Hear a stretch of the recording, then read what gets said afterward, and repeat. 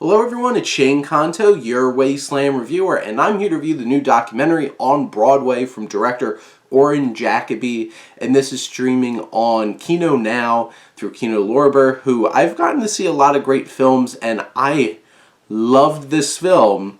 It's not the best documentary out there. It definitely leans heavily into the greatest hits of here's an hour and 22 minutes of the history of Broadway, and here are all the big things you're going to recognize along the way. And it really does lean into that. It's some of your standard documentary storytelling. It's people sitting there being interviewed, intercut with footage and shots, and especially clips from the shows, which, as somebody who's newer to Broadway, because it was never really accessible, I lived in New Jersey my whole entire life, but that doesn't mean that New York City was really accessible.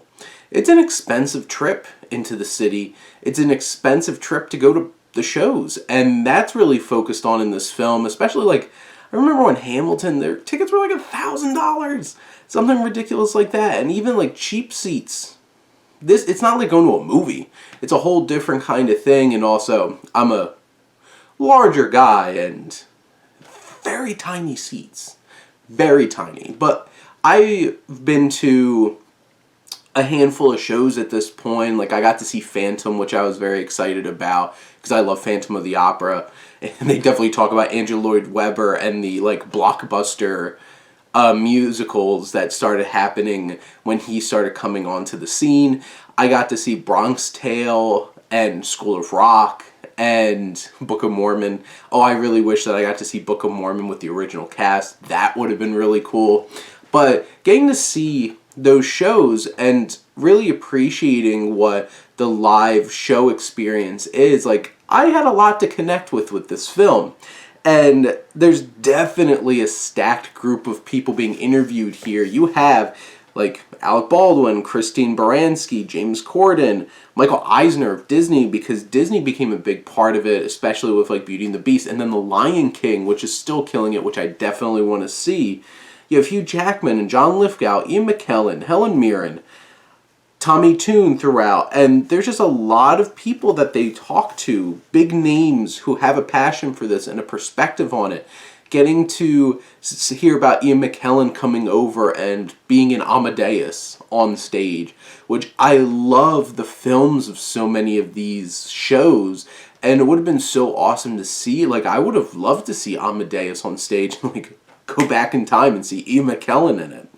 And there's just a passion for this in this film, and it's very interesting because this film does tackle a lot of commentary on the progress of Broadway, and when Broadway really needed to take itself back with the American play, and August Wilson really bringing things down and grounding them. And when they showed that clip of Fences with Courtney B. Vance and James Earl Jones, I'm oh. And seeing when things like Cats happened, and I mentioned Phantom of the Opera and Les Mis, and these are big blockbuster musicals, and how that has shaped Broadway. And, it's the same conversation happening with film. And it's so interesting, these arts, that's the battle of the artist and money. And just that conflict with each other. And seeing that some of these shows have been running for so long, and which one was it? Made $1.2 billion. It's that commercialism trying to bounce. One show that I really want to see now is To Kill a Mockingbird from Aaron Sorkin with Jeff Daniels, and even that of they need to bring these big, huge names, and Hugh Jackman's doing The Music Man and stuff like that, needing to bring them in to draw people there. But, what Hamilton was able to do for the new generation with hip-hop music and bringing people into the theater, it was really awesome. And talking about the ideas of representation and how important it is with August Wilson and with Hamilton with Lin-Manuel Miranda. You have the historical impacts, how AIDS really did a number on Broadway, because it took the lives of so many important people on Broadway at that time, and it was such a dynamic shift of those talents died so tragically, and what was filling the void were Phantom and Cats and all those Broadway shows that were like the big blockbusters came in and filled that void.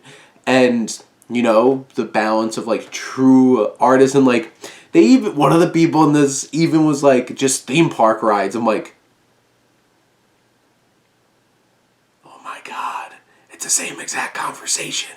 And I even was like, I'm so prepared for that conversation, and it is intriguing, and it presents those things.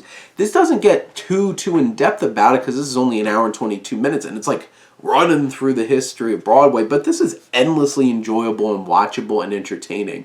And I think this is a really impactful documentary, especially if you're somebody who has a connection to Broadway and the theater. And I'm looking forward to the next time that I get to go into New York. Don't trust it right now, COVID. And also, a whole bunch of the shows are getting shut down anyway, so it's a challenging time. But fill the void, check out this documentary over on KinoNow. But those are my thoughts on Broadway. Let me know what you think, and let's talk some movies. But thank you as always for tuning in and supporting your Wasteland reviewer.